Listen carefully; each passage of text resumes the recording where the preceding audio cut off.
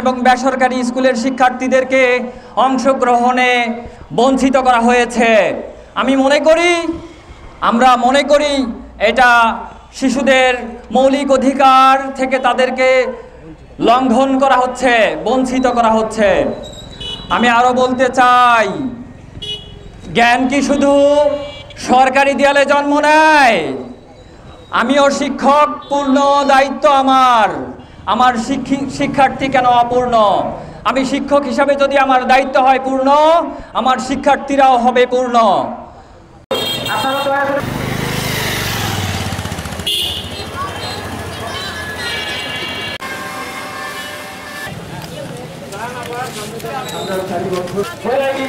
বাংলায় বৈষম্যের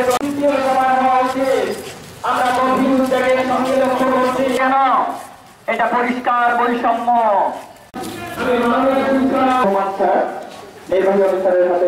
হচ্ছে যে সরকারি প্রাথমিক বিদ্যালয়ের বাচ্চারা বৃত্তি দিতে পারবে, কিন্তু আমাদের কিন্ডারগার্টেনের বাচ্চারা কেন বৃত্তি দিতে পারবে না? আমাদের বৈষম্য কেন? আমাদের মাঝে কেন বৈষম্য থাকবে? মানববন্ধনের যে চাওয়াটা, মেধার মূল্যায়ন চাই। বাংলাদেশ প্রাথমিক বিদ্যালয়ে যেটা বৃত্তির ব্যবস্থা করেছে সরকার, ওইটার সাথে আমাদেরও একাত্মতা ঘোষণা করে কিন্ডারগার্টেনদেরকে বৃত্তির আওতায় আনা হোক, এটাই আমাদের মোটামুটি চাওয়া।